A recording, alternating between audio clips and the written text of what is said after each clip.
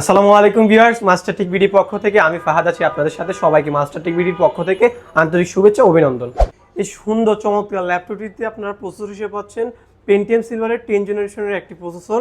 সাথে র্যাম আছে আপনার 2400 মেগাহার্টজ DDR4 এর 4GB র্যাম, আর 128GB আছে SSD।